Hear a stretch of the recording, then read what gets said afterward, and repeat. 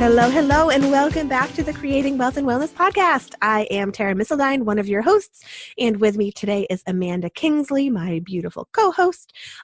We are talking about freedom being cultivated through personal development, women connecting to fuel their futures, and creating wealth as a byproduct of being well. Those are the tenets that we build every podcast episode on. So what we are going to talk about today is something near and dear to my heart, and that is including your family and children in your business. So that's going to mean lots of different things to different people. We're about to get into it right after we share our gratitudes for this episode. Amanda, hi. Hello. What are you grateful for today, Amanda?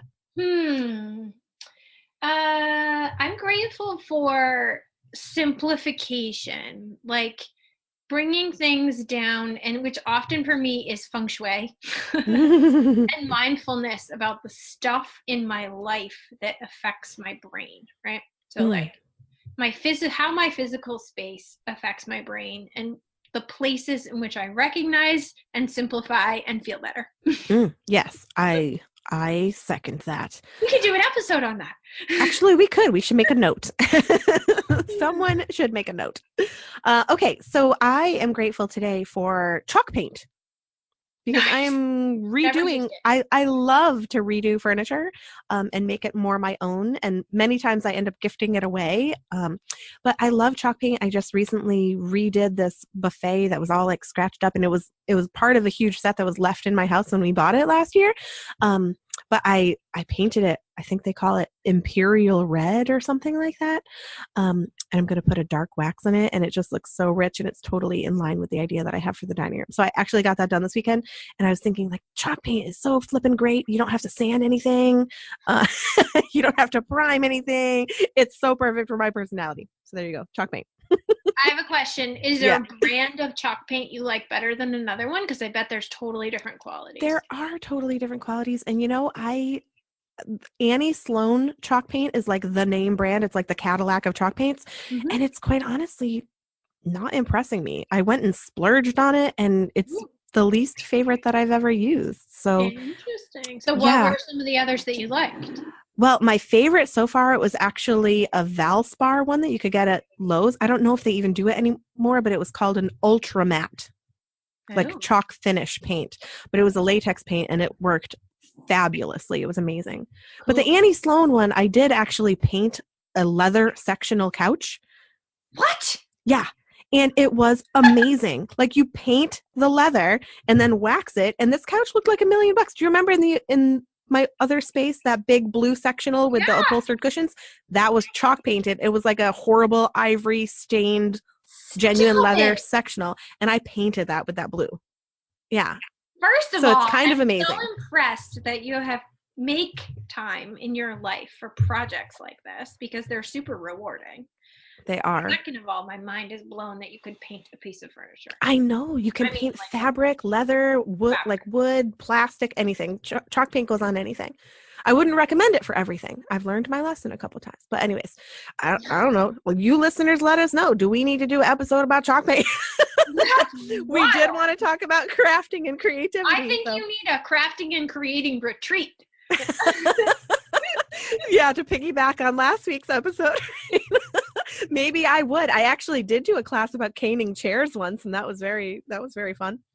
Okay, so let's get into it. Today we're talking about how, like, because we are such ambitious mothers, most of us here on this show, and definitely you and I, it becomes a question of like to integrate or not to integrate, and how our families, partners, children, etc., into our business plans and into our executions.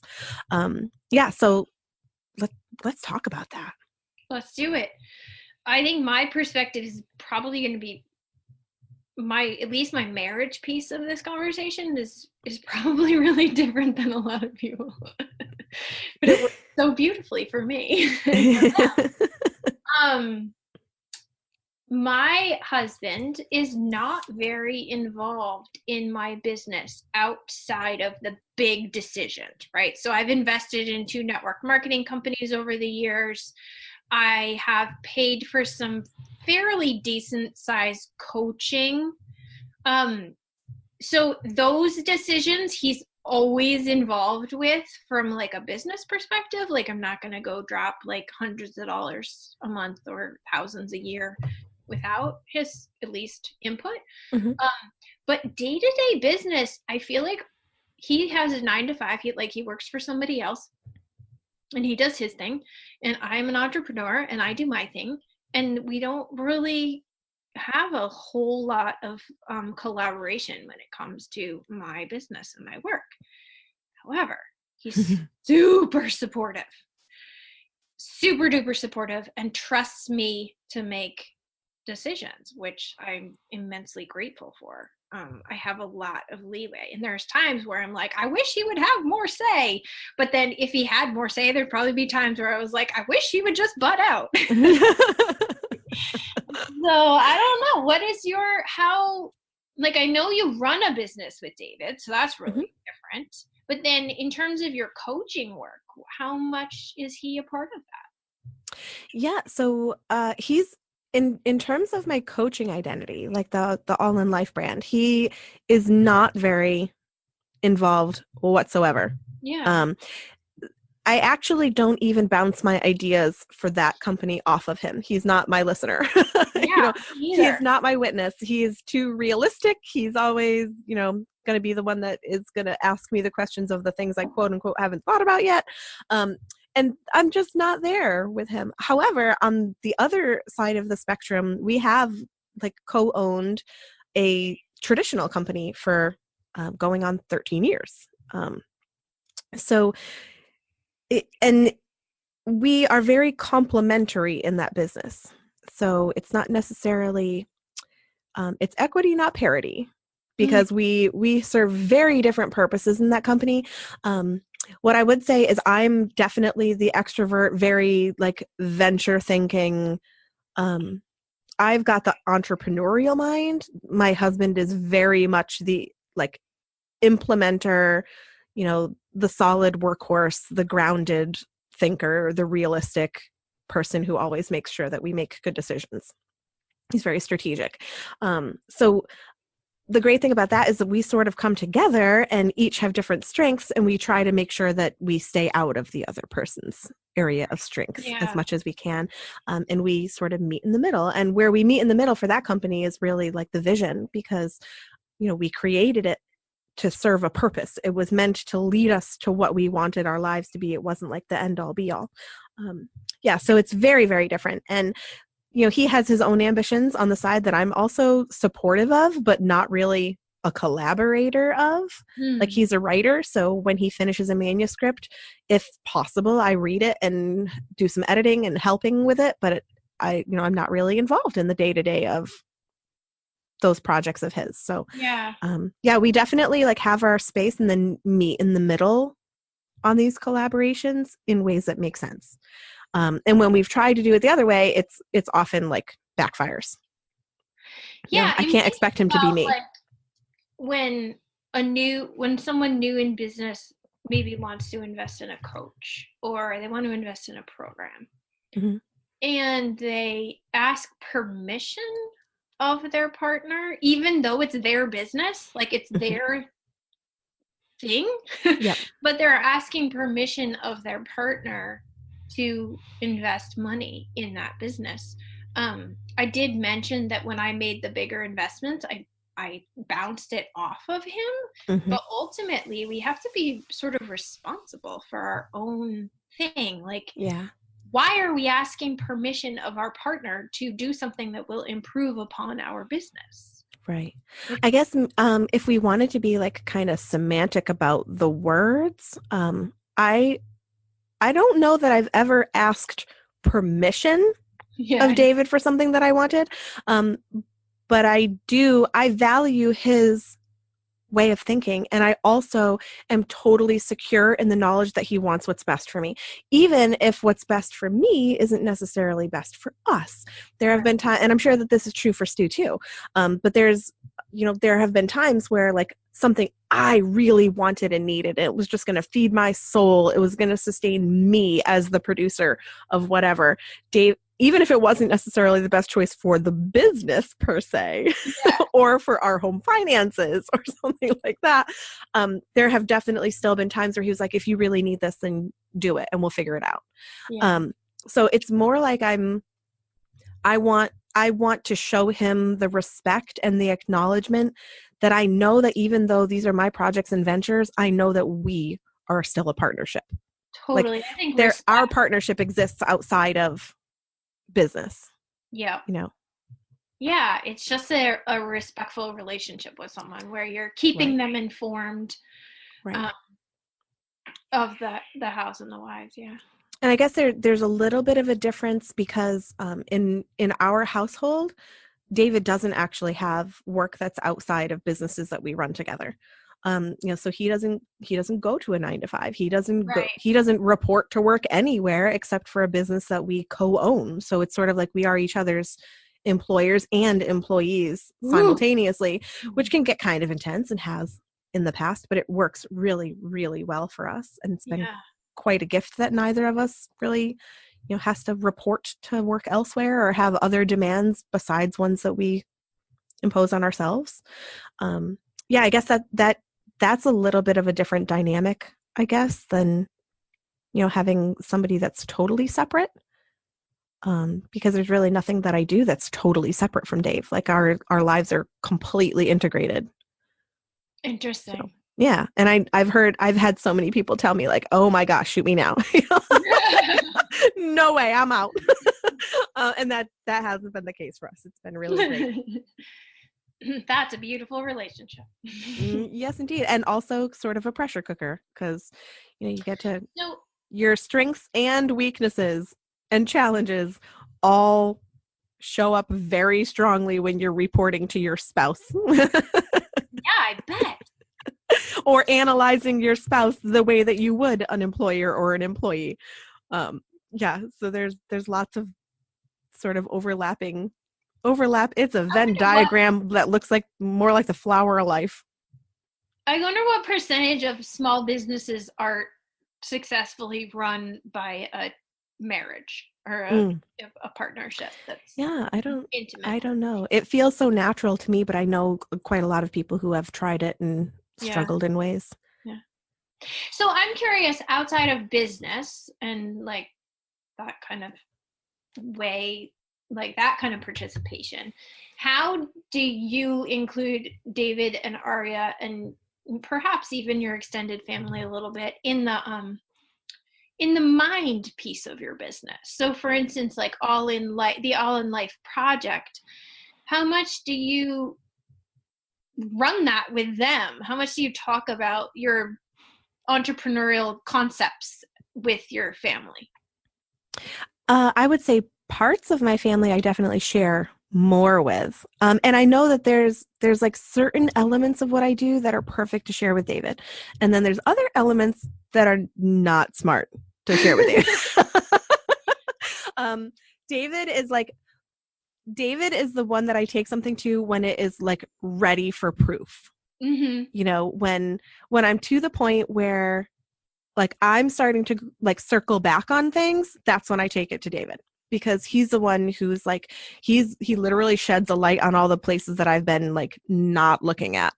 Yeah. And that's great. For business. I'm curious about like how you include him in like carrying out his own All in Life project. Or when something comes up in his life, do you recommend things that you would recommend to a client in a similar way? Oh, sure. David is secretly my coaching client. Yeah, absolutely. That's what I was curious about. Absolutely. And I am secretly Aria's coaching client. Yeah. Because I learned so much from that child, man. So absolutely. I test different like ways of thinking because David does think so much differently than me. Yeah. And like I know if I share a message with him, I can gauge his reaction because he is such a different listener than I am. Awesome. So yeah, absolutely. I'll sort of test theories or like, hey, I feel like this would make a really big difference in somebody's relationship, and I will like, he's totally an unknowing guinea pig on a lot of what I do. Yeah. So from the mind piece, I mean, I'm also like, we're all about self-coaching, right? Like we are our own coaching clients too. So I see if there's something that I like could be up leveling, I'm the only one that I can change. So let's try it and see if it has an impact. And Right. yeah, Yes. I it was always super does. curious, like when Aria graduates from high school or when she has her own children or she starts her own business, and my kids too, will they look back and like how many of the lessons that we teach our audience, our community, our clients, are we teaching our family? Are we teaching our Absolutely. loved ones? And I think sometimes I do, and then other times I don't. Like last night, I'm not going to reveal the topic, but my teenager came to me with a topic. And it's the first time I've ever done it. But I wrote a PDF for her. Like, I was like, she needs a little PDF. And it was like, I treated her in a way that I would a client in that moment, because I knew that the tools I use with my clients could be helpful with her. And she's 13, so I could present it to her in that written way that she could either choose to use or not choose to use. But I was thinking after I did that, like, you know, when she does step away from being parented by me, how many of the lessons that I teach will our family have absorbed? You know? Yeah, so there's a couple different ways of looking at that. There's, you know, tools that you have given to your family, you know, like the PDF and all of the things that that allegorically represents, and the modeling that you've done as a parent. And like we are in the business of transformation, right? Like one of the things that we do, we transform, but part of that is like you have to your clients can never outpace your personal development. Right. And the same with our children. Like, or actually I take that back. Children can totally outpace their parents, but it's a lot harder if you're surpassing your parents' personal development. Right. So but yeah, like we've talked many times in other episodes about having a measure of transparency in our own lives as like a means of modeling for our kids. And I know that that happens for me, even like the way that I speak about my work. You know, a couple of years ago when I was in a really difficult place because I had massively overextended myself with different projects and different businesses, and everything was suffering because I've mentioned this in other episodes. And then just like that slight shift in discussion with Aria about my work, that, you know, not I have to go to work, bye-bye. I have to go to work, bye-bye, every single day. And then all of a sudden it became like a source of grief for her, for me to leave the house every day because I had to go to work. And then it felt very like victim-y, like I have no choice but to go to work. And to change that, you know, that talking to her to mommy gets to go and spend time with these other great women. Like I get to do this. I get to do that. Mommy gets to go to the office.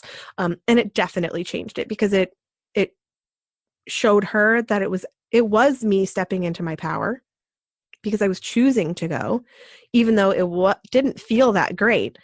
You know, hopefully it modeled to her that, you know, you still get to make the choice. And it was the choice to start turning things around. But at the same time, you know, I don't ever want to like imply to her that I don't have power in my own life, you know? Yep. And that includes our work.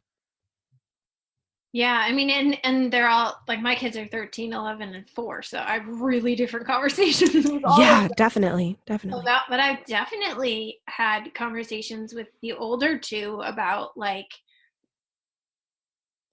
I know that I can get carried away and obsessed with what I do, and here's why. Here's what it gives to me, and here's how much I love it. And there are things in your life that are going to that I hope there are things in your life that are that meaningful to you, that you but yeah, and it just changes. And what you said about like David being your test client is that way for the kids too. Like my kids have such different personalities, and what works for one does not work for the other. And it's really cool to like, and when you're parenting kids and testing your theories or your models or practicing what other tools other people have given you, when you're doing it with kids, you have no choice but to simplify it. Yeah. And that's so powerful because it's really what we want to be doing with each other as adults. But with adults, we make it more complicated. And it's such good practice to simplify your lessons in order to teach them to your kids, because that's where the magic happens anyway. So they are such great practice. I love that. Is that our timer? Wow, yeah. This one went really fast. I've thought of that many times about like how exponentially, and I can't turn it off, sorry, bigger you have to be to have multiple kids. Like maybe that should be one of my future gratitudes. Like I'm a one and done parent, I think. And that means I can just like work on being really, really great at the one I've got. Because I've thought about that many times, like, oh, here the skills that I've had to learn to mother her. And like, what if that didn't work for my second one? I'd have to like learn an entirely new set of skills, and that would scare the crap out of me. It's no different. Power to the moms of many. It's no different than having two different style clients, though. Like two clients who have. Oh, okay. Well, that puts it into a more manageable perspective. Yeah, you use your intuition and you use your skills, and you feed off of their energy. It's really that's a great point too. So it's not like, just an output with and different obviously. Friends, right? You have different friendships who you have different relationships with, because you just feed off of their energy and what's happening in the situation. And it's the same with kids. It's sometimes you want to just like put one tool out or one food out and have all three kids eat it. Or use it. But it doesn't work that way, and it's no different than any other relationship. So we who have more children are not you are not more superhuman than those of us who have only one. It's just different. All right, good. Okay, well that was time, and that went really fast for me. Really fast. I know. I feel like we were just scratching the surface of this topic too. Like I feel like there's a lot of deep little tendrils that come off of this convo, but we'll get to them someday. Okay, so let's wrap it up then with our asks of the episode.